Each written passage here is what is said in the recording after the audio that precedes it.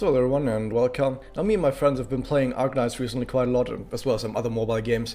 But the thing is, I wanted to give my own thoughts about Arknights as someone who has been playing mobile games for quite a long time now, multiple years, maybe like 6 or 7 years.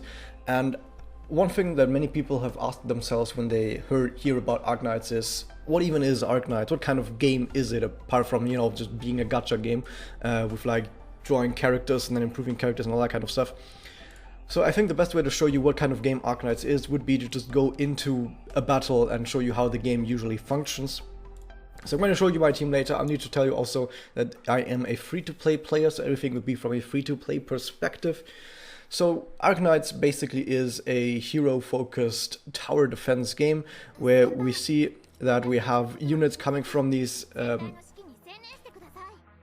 from these red zones towards the right, and they're going to walk towards the blue zone on the left. Of course, the levels all look completely different from one another, and some levels have some really insane layouts that you need to worry about. There are two kinds of fields basically. There's ground fields where you can put melee units, and there's like these high rep positions where you can put ranged units, and you're just trying to kill all the units before they reach the end.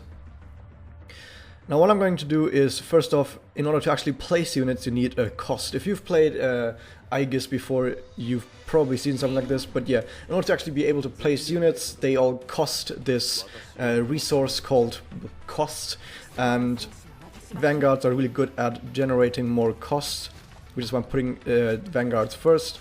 I'm going to do something really weird. So of course every single unit in this game has a special ability. This is one of the most notorious characters in the entire game who has a really crazy ability. So this guy right here is called Silver Ash. He is very notorious for being completely overpowered and broken. So on the right here we have a bunch of bosses, and these bosses, or just one boss, and he has a bunch of really powerful, really crazy powerful dudes right next to him that are supposed to like really slowly walk towards the end, and it's basically you're trying to hold off the small units while preparing to take on the big boss. That's basically the idea behind this stage. But as it turns out, this guy right here is so broken, you can just plop him down right in front of the boss, wait for his ability to come, and once his ability launches, you just win the game. Which is quite fun in my opinion. So I've won the stage at this point, but of course I'm going to continue the game at this point because it's fun, and I'm just trying to show you guys some stuff. So, as you have noticed, some characters in this game might be a bit broken and a bit powerful. But the game is still fairly well balanced in all of that, so it might have looked like the game really is all about having like one or two really strong units and then they carry you through the entire game, which is not completely wrong, but it's not completely right either. I will say that the balance, in my opinion, is fairly decent. There are some units like Silver Ash who are just incredibly powerful, but then you also have a bunch of other units that are balanced a lot better, I will say.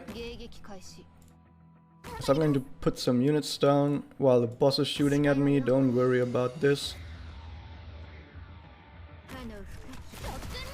That guy just died, don't worry about it.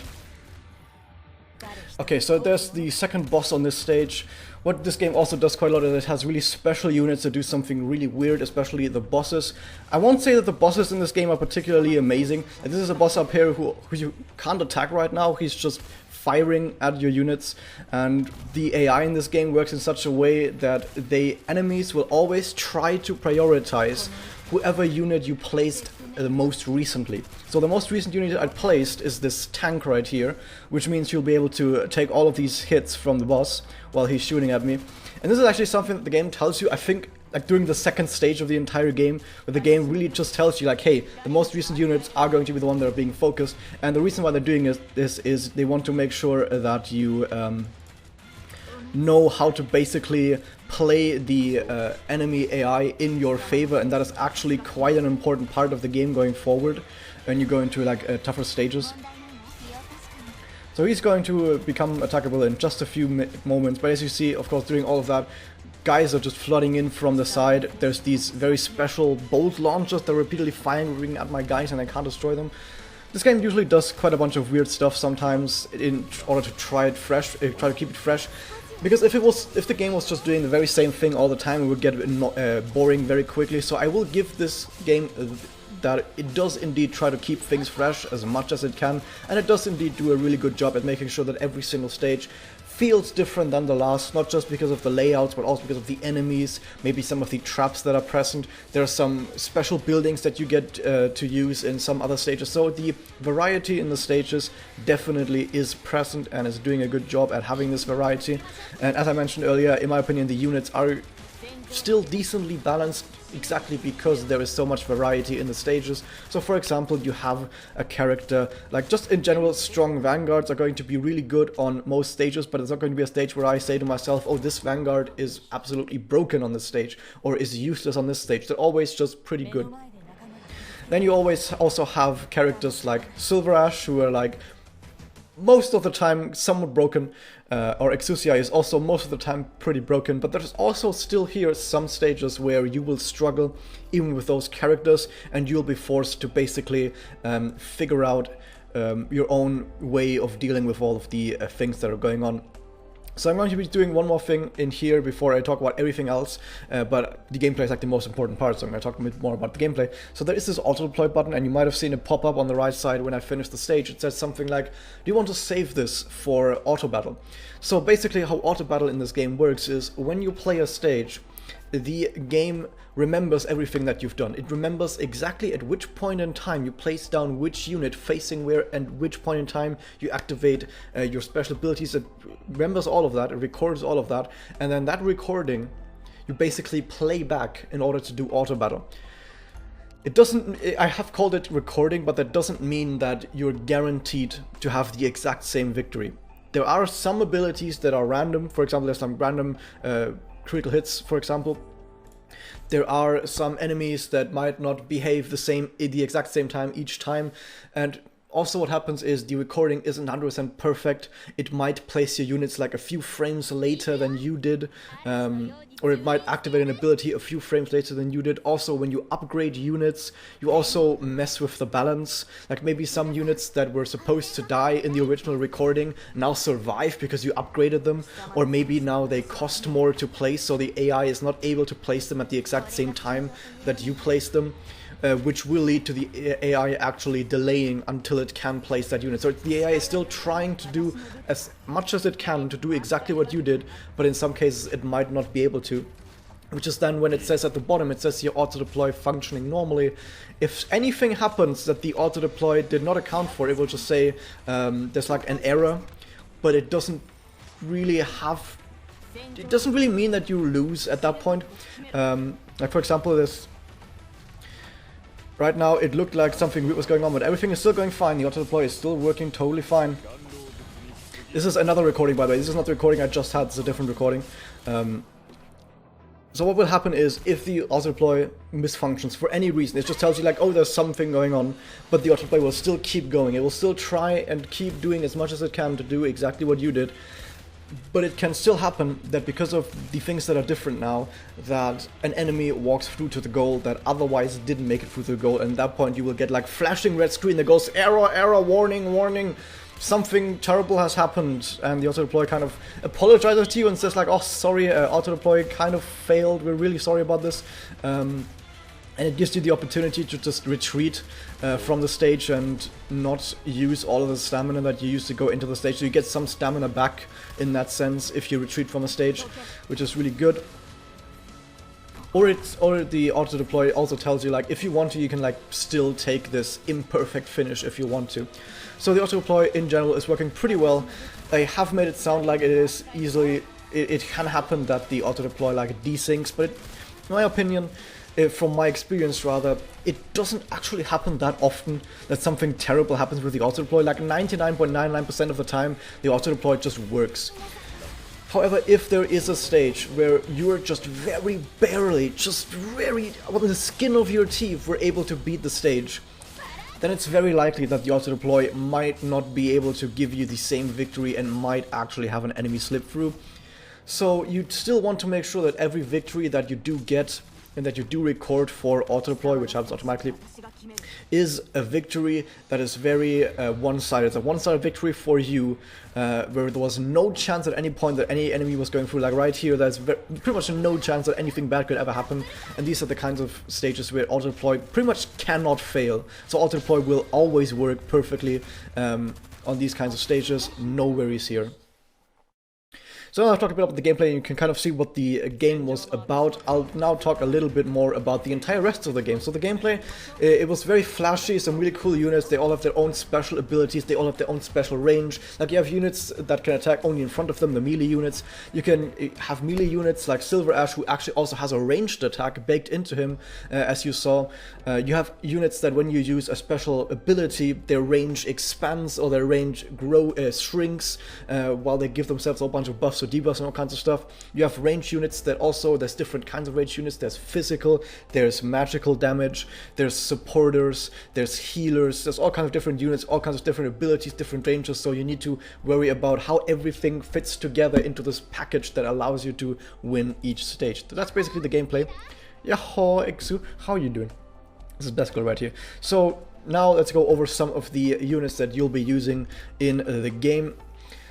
So as I mentioned, I am a free-to-play. I have been playing since the beginning of the game, so if this account looks really damn powerful, that's just because that's just how I play mobile games. I don't need money to have powerful teams. So of course we have our one and only Silver Ash, and I know one thing I need to mention is that there is character progression, of course, for these characters. And there's like fourfold progression? Yeah, kind of fourfold progression. First off, of course, you have the ability to level them up. So every person gets a little bit of experience in combat, I think. But more importantly, how you actually level up. No, the people don't get experience in combat. How you actually level up characters is you get these experience cards or chips that you can get either from clearing stages. Sometimes they drop, or there's special experience stages that drop experience points, or you can craft them in your base and stuff like that. So there are various ways of getting these experience chips, and you can use them to give experience to your characters. Basically know all this from most other mobile games. Then there's another way of progression, which is the potential. This is where dupes of a character come into effects. Of course, in every single mobile game, or almost every single mobile game, if you have multiple of the same character from the gacha, you can then use those multiples to make your character stronger. And one thing to note about characters in general in this game is, it's not like when you draw a character, they are just lying around in a box somewhere and you end up with like 20 crores or whatever lying in your box somewhere, all going crocodile. No, you either just have a character or you don't have the character. Once you have the character, you permanently have them, like in Mario Record, if you played that. I mean, this is a Mario Record channel, but maybe someone's watching this who hasn't played this. So once you have the character, you just have that character forever. And when you then draw a dupe from the gacha, you will, instead of getting that dupe into your box, instead that dupe will automatically turn into an item that allows you to unlock potential. So here I can improve potential, and you see Silver Ash token. So if I were to draw Silver Ash again from the gacha, I would get the Silver Ash token, and I'd be able to unlock potential. But there are also other materials that you can use. Also, a lot of other gachas do this. Also, like Azure Lane, where there's like the booleans that you can use instead of the dupes to make your characters more powerful. Most mobile games have some other ways instead of using the dupe to make the characters more strong. So it's the same way here. However, these tokens are extremely difficult to get for higher rarity character, even more so than in other games. Like in Azure Lane, you basically get booleans thrown at your head, even for SSRs, and you basically drown in booleans. But in here, it's actually really, really difficult to get some of these tokens. And so what actually does it do when you unlock potential is you just get a whole bunch of bonuses one at a time. So first time I'm going to unlock potential, the cost is going to reduce by 1, so they're easier to put on the field. Next time the redeployment time goes down, so if a character dies or you take them away from the field, you can't instantly place them down again. You need to wait for like a minute or so until you can place them again. But there are some ways to like lower the redeployment time, and this is one way, is to unlock their potential, and then you can place them faster after they've died. Then they just get attack, and then usually what happens is they also get some improvements to their talents. Talents are just passive that they have, and then cost again. So usually this looks very similar to pretty much every single other character in the game. Like, these potentials aren't that unique to each character. Like, there are some characters that get like different bonuses here and there, but for the most part it's two of these reduce cost at least 1 or 2 reduced redeployment time. Usually 1 or 2 talent improves are in there, and maybe some attack or defenses in here as well. Like, this is usually what you get from potential. That said, it's not very important to get this potential. This potential doesn't do a whole lot. Like, the very first one that decreases cost by 1 is probably the most important one in my opinion, unless you have like really broken talents. But for the most part, it's at least good that these dupes aren't super duper important like a lot of other mobile games, because it's actually really difficult to get dupes in this game, and it's also really difficult to get the tokens that you use instead of dupes to increase your character's potential. Another thing you can do is, well, I can't show the menu for it right now because I'm already at the maximum, but there is a promotion menu. So if I take a character like Grani here, you can promote characters, and promote is basically your awaken, your limit break or whatever. And basically what this does is, once a character has reached maximum level, as you can see, it needs maximum level 70 for this character, and you have a whole bunch of materials that are, some of these are really difficult to get. You can basically promote them, which sets them back to level 1, but they become a lot more powerful. Their maximum attributes will increase, so they basically just get more stats. Well, they will be back to level 1, but then when you level them back up, they will have more stats than they had before. Their maximum level also goes up higher. So for example, maximum level of Grani is 70. If I promote her again, it will be level 80. And also what promotion does is it gives a whole bunch of other bonuses. For example, it gives new active abilities that you will have access to. It will give new passive abilities. Maybe it will increase the range of that character. For Grani, it does basically nothing, which is kind of sad. Maybe I have another character who has something more cool stuff to happen. Actually, also something to note is, not every character can get promoted to twice. A lot of characters can actually only be promoted once. Depends on the rarity. So this is a low rarity character, only has 3 stars. 3-star characters can only be promoted once, which makes them very bad in late game. Not impossible to use, but still very bad. And if your character has at least 4 stars, I think they can get promoted twice. But if they are 5-star, usually their promotes will be better. They will get more stuff when they promote. And 6 stars, basically whenever a 6-star is promoted, either to promote 1 or to promote 2, or E2 as we call it usually, they usually get a whole bunch of really broken, overpowered stuff. This is a 5-star character. What does this character get? Like, it gets a talent that makes enemies weaker. You don't need to read all of this, but if you want to, pause the video right now. And also the ability to attack 2 enemies simultaneously at once with each attack. Dang, that's pretty good. But like a 5-star character, so of course their Elite 2 skills would be really good.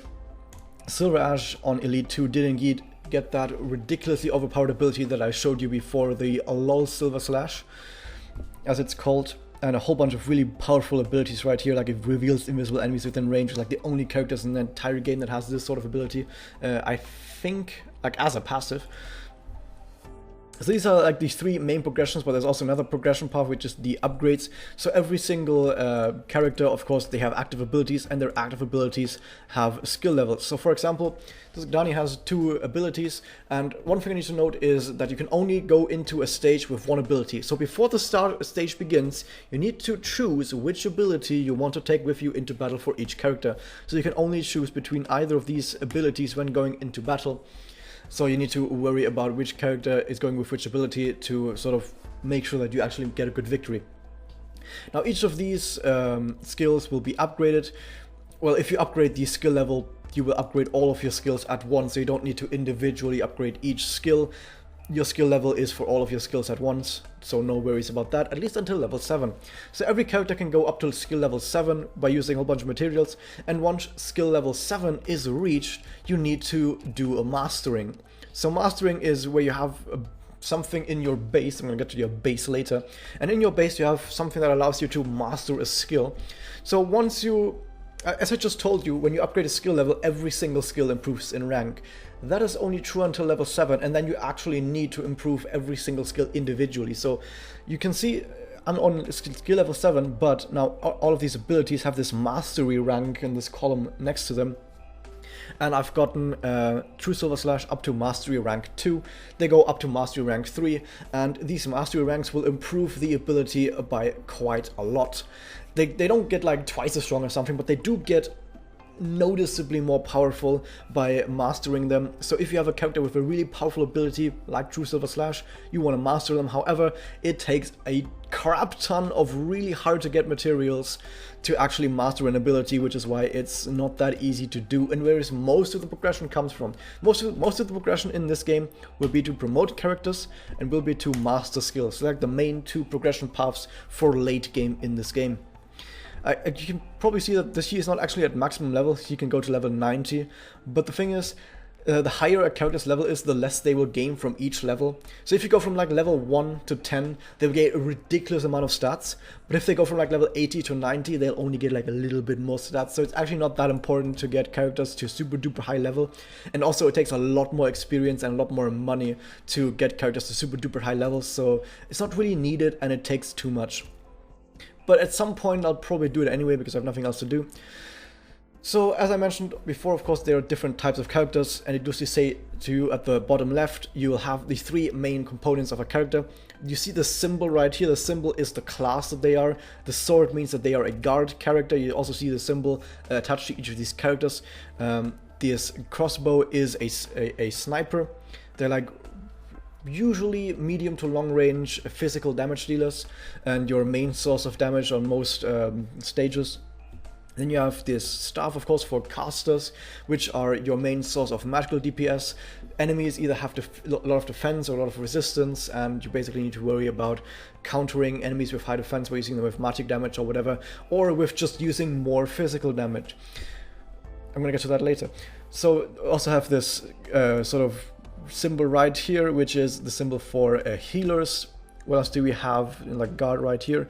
This sort of weird N-type thing is a support. I think it's actually like a staff, but in brackets. I don't know.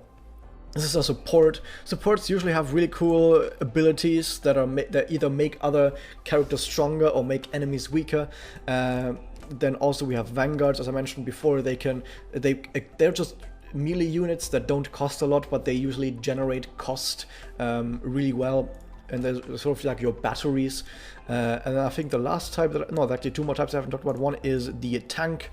They don't deal a lot of damage, and they have almost no range, but they take like almost no damage because they have really high defense, and some of them even have really high resistance as well. So they basically, you just put them on any melee field where you don't want enemies to walk through.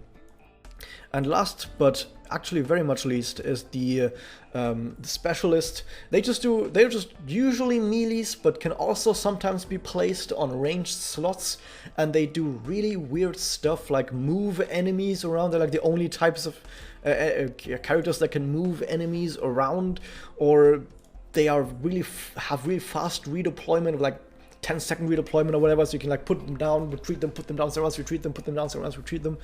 Specialists are basically the kind of class that is just like, we do whatever the fuck we want, and we just call ourselves specialists because we don't fit into any other class. Sometimes specialists are really cool, but most of the time specialists are just weird, and I don't really care about them. One thing I did notice is most classes have some weird quirk to them. And also, a lot of classes have subclasses. For example, there are like AoE guards. For example, this is an AoE guard. It will say at the very bottom what kind of type they are. For example, this is a guard that excels at AoE and survival. And usually AoE guards have the trait, also a kind of passive, that they just have to attack every single enemy that they are currently blocking, and every melee enemy can also block a certain number of enemies. For example, Spectre can block 3 enemies, it says right there on the left. So, for example, right here, Sylvash can only block 2 enemies, and he also doesn't have the trait that he attacks all at once, but he has a very special trait in that he has ranged attacks.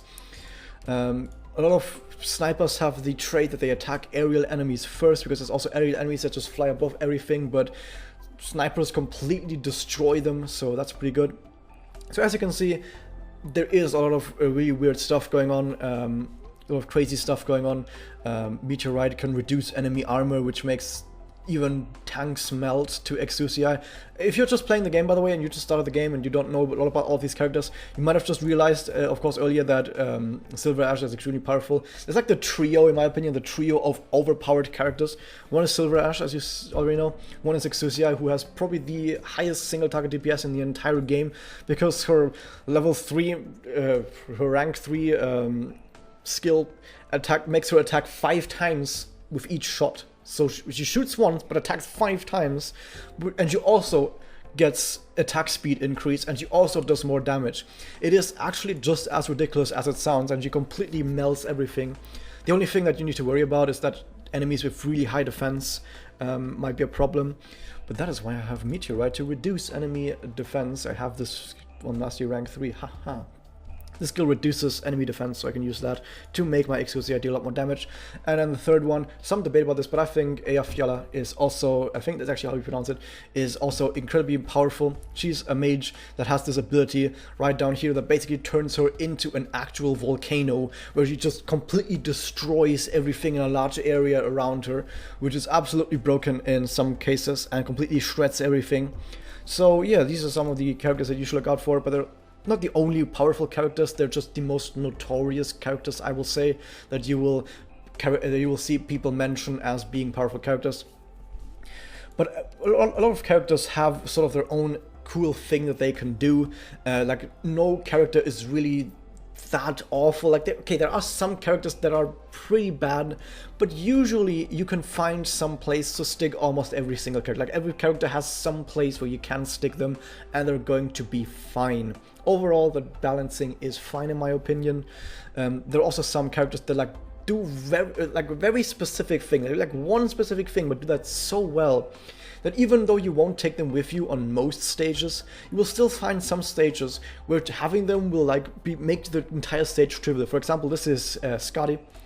And Skadi is basically a really weird kind of guard of melee DPS, by the way, if I haven't mentioned this before, where her specialty is you put her down in front of a powerful enemy that is currently walking towards you, and she has abilities that make it so that when she's placed, for example this one right here, she gains a crap ton of attack for 25 seconds after being deployed. So you plump her down in front of a really powerful enemy, she shreds that enemy, and then you just take her off the field again.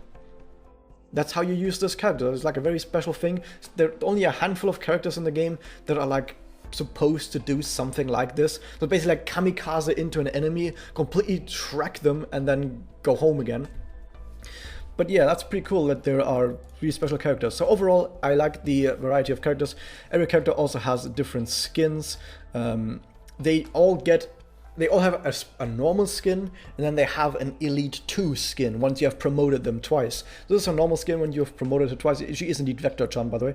When she gets promoted to Elite 2, she gets this outfit, and the same is for every single character. And usually their like Elite 2 outfit looks really, really cool. Like, this is her Elite 2 outfit, this is her normal outfit. So you see it looks a lot better, in my opinion. Also, as you might have noticed, all the characters in this game have animal ears, for the most part, like almost all of them. That's just a thing that this game has. Don't worry about it. You don't need to worry about why this is the case. It's just deal with it, okay? Like, every single character has a really cool E2 portrait, apart from this guy. I don't know why does this face look like that? Anyway, this is all about the characters for now. I'm not going to go too much more into this. I already talked a lot about this. And I'm going to just very quickly go over the rest. So all the stuff we're talking about now is basically like the most important stuff about the game. But of course, there's a bunch of more stuff to it. So these are squads that you can take with you into battle. As you noticed, I've not used multiple squad slot at all. You can also do a quick select and have the game tell you what might be important. I don't even know. You also have a friends, of course, that you can take with you into battle. There's like supports. You set support units. You put down some units and you say what sort of ability they're supposed to have. When you go into battle, you can take a support unit. However, if you take a support unit with you, you cannot record that stage for auto deploy. Because the same support might just not be available next time. So instead, I just basically never use supports because I always want to be able to get auto deploy. That's basically what you can do. There's also a store where you can buy, of course, a whole bunch of stuff with real money. Originum Prime, that's the premium thing where you can get premium stuff and blog and outfits. Usually there are a bunch of outfits during events. There's no event going on right now, which is kind of sad. There's like tokens that you can get for if you have too many dupes of a character that you can't improve the potential anymore. Like I have maximum potential and you get more dupes, you get these certificates, and you also get certificates by just rolling the gacha, and you can use these certificates to buy random materials and maybe even SSRs if you have a whole bunch of the premium materials. This is like a whole bunch of stuff you don't need to really worry about. This is shop vouchers you can get from some stages, and you can get some really cool stuff with these sometimes. You can also buy furniture for your base that gets important. Not actually that important, but yeah, you can buy furniture to put in your stage, kind of like Azur Lane. There's also the credit store. This is really weird, like once a day you get like 200 or so credits, and you can spend them in here, but you can only have up to a maximum, if I can show it, you can only have up to a maximum of 300 credits each day, and if you have more than 300 and the next day begins, they will just say, oh, you overcapped, we have removed all the credits that you were overcapped with. So yeah, you can only have, so it's like a daily shop, it's really like a daily shop. Here's some small allowance, go buy some stuff. You can also get these through a room in your base. There's of course daily missions as well that you can do, and you get some stuff with this daily. You don't need to do all of these. So there's a bunch of daily missions that you can do, but you don't need to do all of the daily missions. In fact, it doesn't even allow you to do all the daily missions. You just have a whole bunch of rewards on the left, and the more daily missions you do, the more rewards you get. And once you've gotten all of the daily rewards, you're just done for the day. Same with the weekly rewards. The most important stuff from the weekly rewards are the Sanity potions. More on that later, because I've got a bunch of really negative stuff to say about this game. After been talking so much about the positives. The campaign missions right here are just like one lifetime missions that you do like once, and then the game says, cool, you've done it once. Like, craft this item once, and you do that, and the game is like, cool, now you know how to craft that item, eh?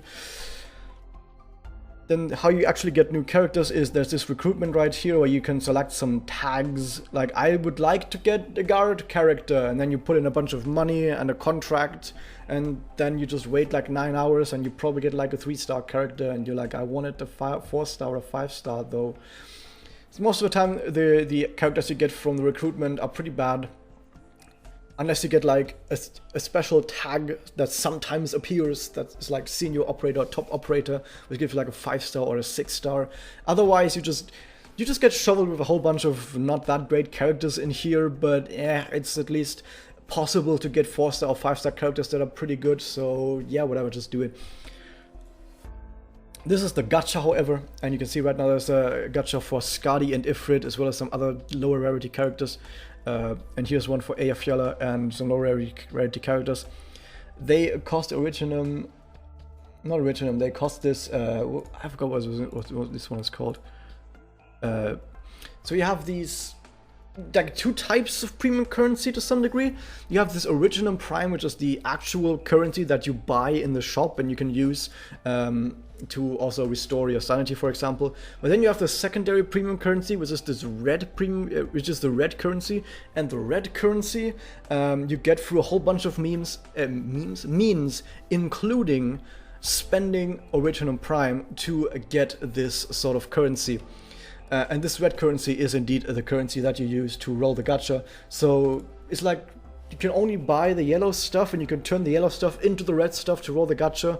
But you can also get the red stuff through other means, of course, a limited means. And you can also use Original Primes for other means. So everything can be used for different things.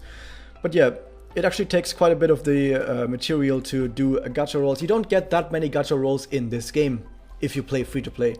You still get a decent amount of rolls to at least get going. Like I am free to play, and I've still managed to get a really awesome team that can beat almost every single piece of content in the entire game. So you don't need to worry about that. If you're free to play and you stick with the game for like 2 months or so, you're gonna be absolutely fine. Just don't expect too much at once, because this game doesn't actually give you that much, but it does make sure that you at least have some good stuff. So I will give it that. It's also, in my opinion, it is rather well balanced how the gacha works. Like I said, you do get some good stuff, but don't expect too much. The gacha, as far as I know, has no pity. But usually what will happen is a lot of new gachas will say this thing like, if you do a 10 roll once on this gacha, you're guaranteed to get a 5-star character. And then you get this bonus like once every gacha. Or not every gacha, but most gachas you get this bonus, which is fine, I guess. But yeah, there's at least the gacha. And you also have the base. The base is just some sort of other progression thing where you can build. I usually don't play with voices. Usually, I don't play with voices. So in the base, you just if you played XCOM, the newer XCOMs, the XCOM what's it called, Enemy Unknown. You have to excavate parts of your base. And then once you've excavated something, you can put a building or a room in that place, and you get to decide where to put which room, but you'll end up with mostly the same rooms anyway. So you need energy, so you have power plants, you have dormitories where you can put all your furniture. By the way, this is a nice looking room right here, nice looking room right here, nice looking room right here, and then you have to just put a bunch of stuff in here to get comfort. So all these building rooms do a different kind of thing. You have factory that can produce items, so I'm having them produce experience chips, but you can also have them produce like gold that you can sell for money. There's some chips that are used for promoting this originium that you can use for the red currency that I talked about earlier, but it's not worth it at all, because one of these shards I think you have to sell for like 10 red currency, and you need 6,000 for a 10 roll. And as you can see, I don't have a lot of these materials, so crafting 600 of them, it's not going to be something that's going to happen. You can also tap, like, if you go into rooms, you see the characters in here. This is Crocodile. Every gacha game has this one character that people keep getting in the gacha, that you keep rolling and they shout at you when you get them. For example, Azulane has San Diego, or Gulf Frontline has, what was it,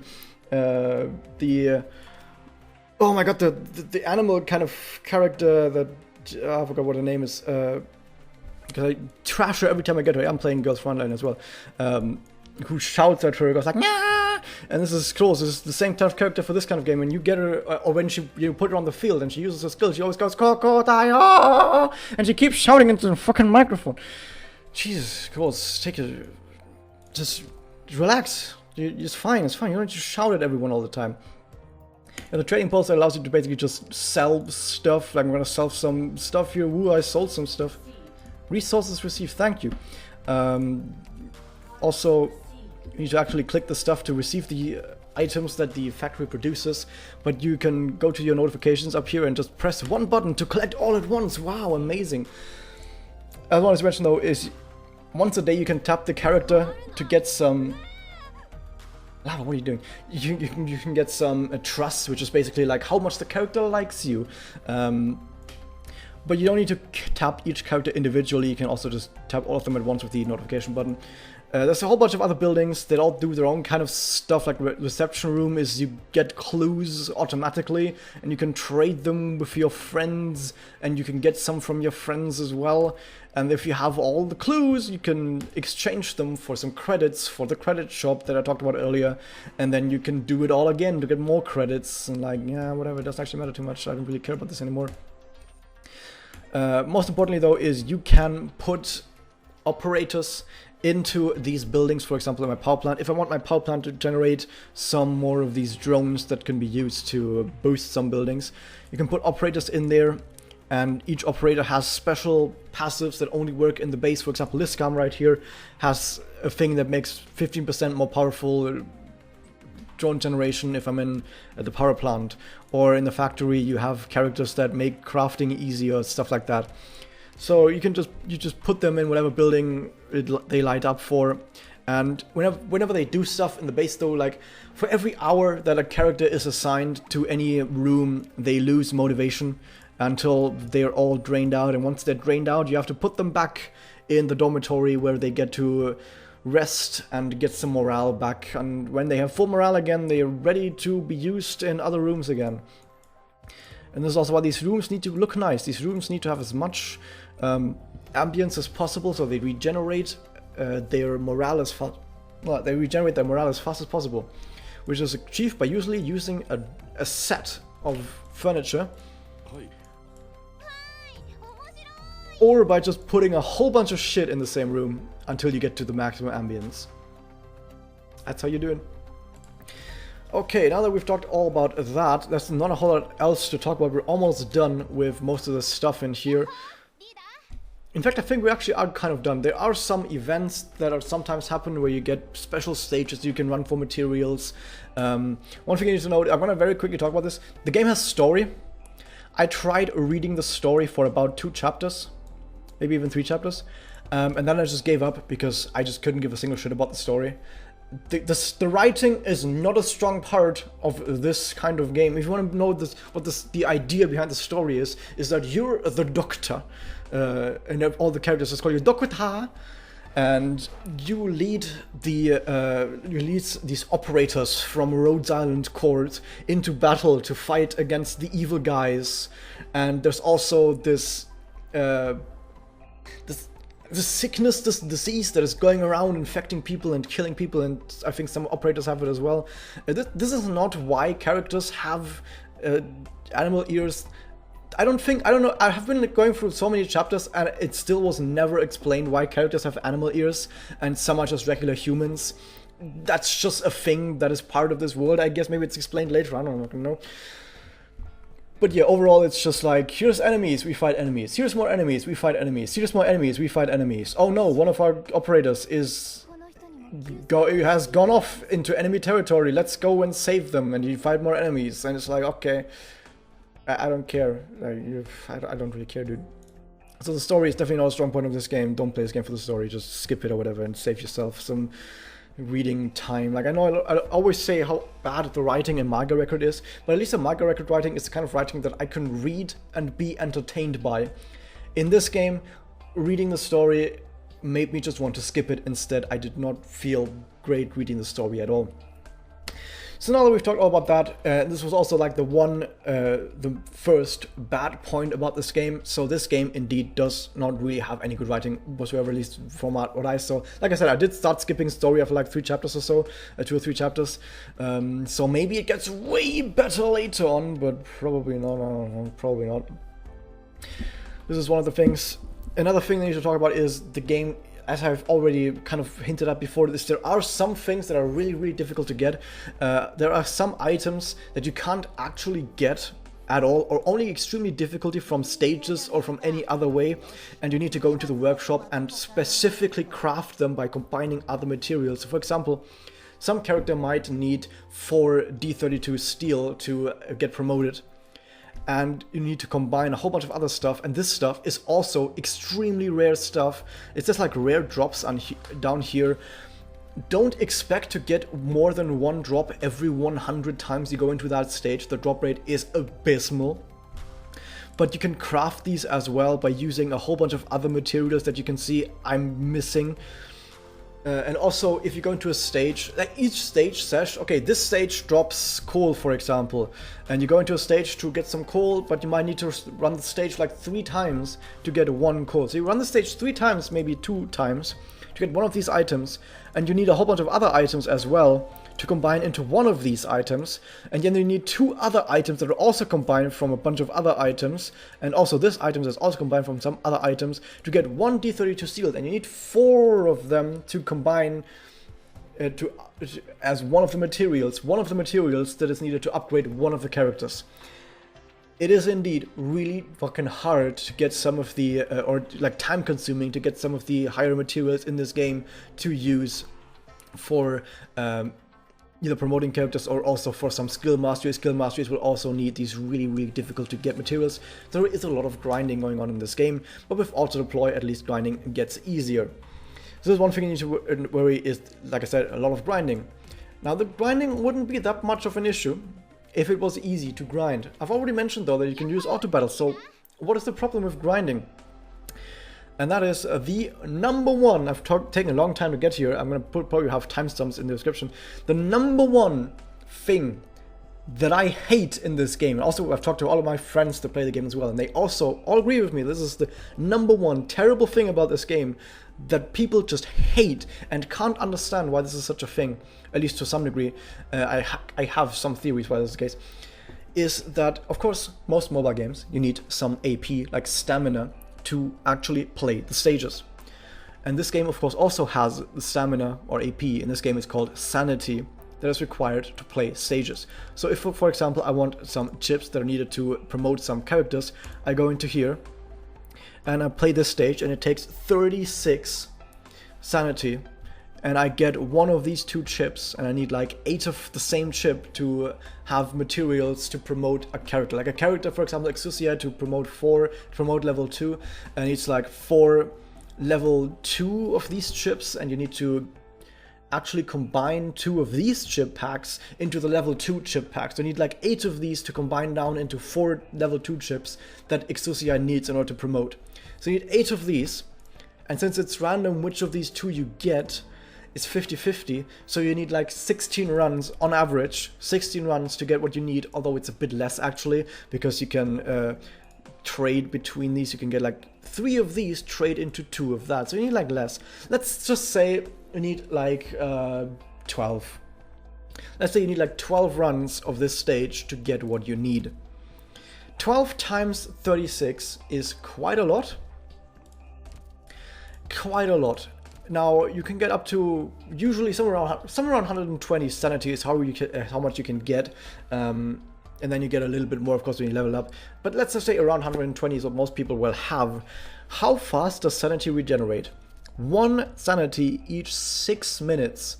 That means 1 hour for 10 sanity, which means 3.6 hours to run that stage once.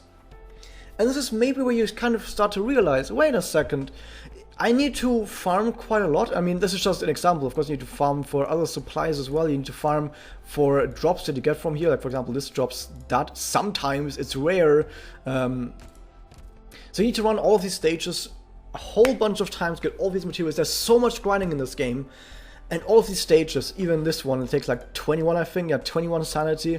If I go back here, for example, this one takes like 15, it's less, but still 15 sanity for a chance to get one of the items that you maybe need hundreds of.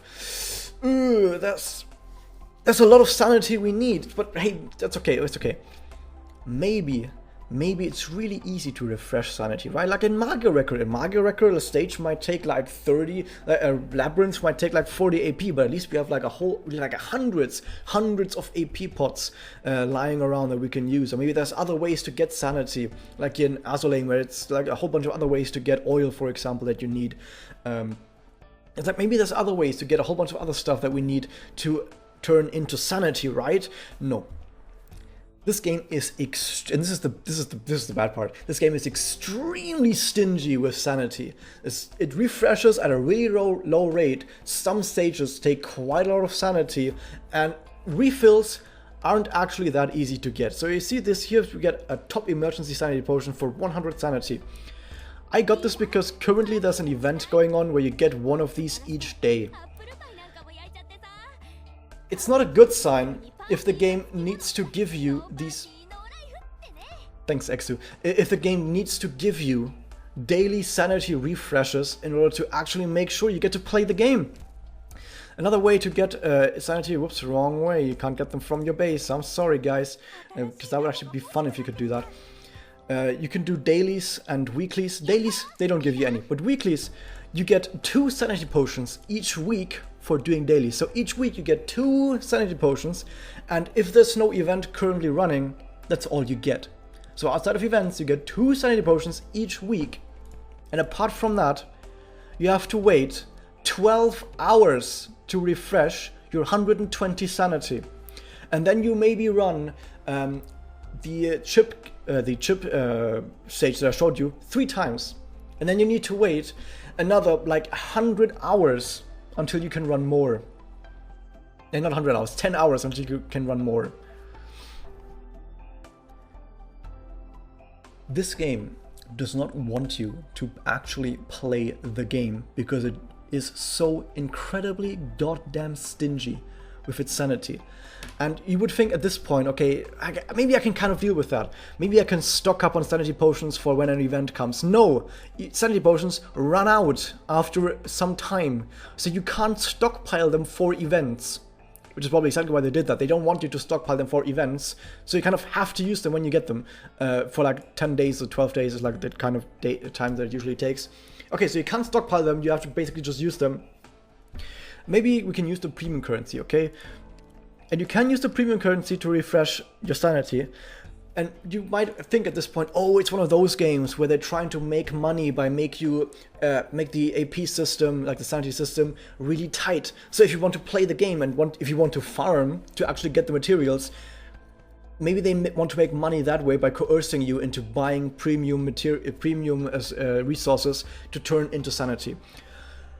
But even that is not actually quite that way. Even that has its caveats because, and I don't even believe this in my opinion, this is like, I thought, okay, they're just trying to make money, right? They're trying to make money. No, they're shooting, I don't know if this is something that they're, I don't know why, I just can't theorize on why this is a thing. You can only refresh with premium currency 10 times a day. Even if you are a super duper hyper whale that has billions of these premium currency, you can only refresh 10 times a day. Which actually does go by rather fast. I actually did go through all 10 times sometimes because I'm not actually using premium currency for the gacha because I already have all the strongest characters, so I'm just using my premium currency to refill. But even so, I sometimes go through all 10 refills in like an hour and then like, whoa, that didn't take very long. So yeah, this game, for some reason, I know I keep harping on about this, but this is the #1 biggest fault in this game, is that this game is so incredibly goddamn stingy with its sanity. You just play a handful of stages and you're done for the day. You boot the game up, you play like 4 or 5 stages, and then it's like, okay, now I can't play the game anymore for the entire day. And then maybe like you wait 12 hours, maybe 12 hours later before, like you wake up, you do 5 stages or 4 stages, and then before you go into bed, you do like another 4 or 5 stages. If you play gacha games like that, it's fine. Like you can play around that, but it still is not a nice feeling to know, like, hey, I really want to get 2 more of this item, but I have to wait 12 more hours until I get more sanity, and then the item doesn't even drop, and I feel sad. And hey, maybe I can use some premium currency to refill to get this item I want, but I've already done it 10 times a day. Of course, when you level up, you get your sanity back as well, but level ups become really, really fucking rare the longer you play, of course, so that's not really a thing. Is this someone we gotta save to? So yeah, this is my overall review on Arknights. In my opinion, the gameplay, it's fun, it's varied, the units have a lot of variance between them, they are quite well balanced still. There's some really cool stages where you are forced to use some really cool strategies and do some really cool stuff, move units around, and actually really think about some stuff going on. I do like the gameplay of this game. The auto battle is also pretty good in the way it works. It's like one of the most competent auto battles I've seen, even though it can potentially fail sometimes. And overall, I like the progression of the characters as well. Promoting characters feels really good because they get new art, they get new abilities. Upgrading the abilities feels really nice because you really feel the impact of upgrading abilities. Leveling up is nice. It's good to know that you don't need dupes for characters to be good. Dupes only make characters a little bit stronger. So all that I really like. I really like most parts about this game. But it's really never a good feeling when you want to play a stage and the game just tells you no, wait a few hours. I know this is something, I should have talked about this earlier as well. I know this is something that is normal in gacha games, that you have some sort of AP system. Like I said, I've played gacha games like 6 or 7 years, but the thing is, I was under the impression that the more modern gacha games, like of the last 2 or 3 years, they kind of figured out that it's still better to just give the player a whole bunch of ways to restore sanity outside of just waiting. Like even the premium currency refresh in this game is limited. Like for example, Fire Emblem Heroes that I'm playing as well, or actually not anymore. I stopped playing like a few months ago. But I played since release until a few months ago. I fucking hate Fire Emblem Heroes now. I don't know why I played so long. That game gives you billions of stamina potions. Mega Record gives you billions of stamina potions. Fake on Order, billions of apples. Like you're a fucking horse eating all of them. What else I'm playing? Ghost Frontline doesn't even have a system limiting you at all. Abyss Horizon, that I also play, also doesn't have a system that is actually limiting you. It just says you can only be at the same stage, I think, 20 times for rewards. But there's like 100 stages, so it doesn't matter. You're never gonna get through those in a day anyway. Girls Frontline, I already mentioned. What else is there? Azur Lane. Like there's a whole bunch of other ways how you can get more oil if you really needed to, and you can always forever trade more premium currency for more stamina. Like all of these games, they all figure it out. It's really good if we actually give the player a whole bunch of stamina that they can use to do a bunch of stuff with it. But not this game. This game doesn't want you to actually play the stages. And I think one of the reasons why they did it is because they don't want the farming to end too fast. If you had as many stamina refills as you had in other games, you could do all of the grinding within a month. And I mean, a month sounds quite long. But when I say all of the grinding, I mean grind so much that you probably don't ever need to grind again for like a whole bunch of months, for like 4 or 5 months. And I guess they don't want that. I guess they want the game to have more longevity. So they're like artificially increasing the longevity of the game by slowing down the grinding, by making the sanity refill so slow and not giving you any refills. So that sucks. Apart from that, like I said, I like most of the stuff in this game, but the sanity stuff is just insane. So yeah, that was that. I hope you guys enjoyed it. I might make some other reviews and some other gacha games, but for now, let's go back to our regularly scheduled My Record programs. I know this was a very long review, but I wanted to talk in detail about really much everything there is about this game and not just be like, oh, it's like this, and then move on. I like going in depth. I like talking about everything there is to a game, all the pros, all the cons, so that when you watch a video like this, you will definitely know exactly what is going on after this. There's also some fun memes in this game, like Exu being a penguin, or like Silver Ash being basically the noob friend, as in he makes everything too easy, or like Amiya being a donkey because she's a donkey. That's it. I hope you guys enjoyed it. See you guys next time. Don't forget to hit that subscribe button, ring the bell. Do people still ring the bell? You know, ring. Guys tell me I should say that, so I'm saying that. Ring the bell. Leave a like, a comment, whatever. Bye.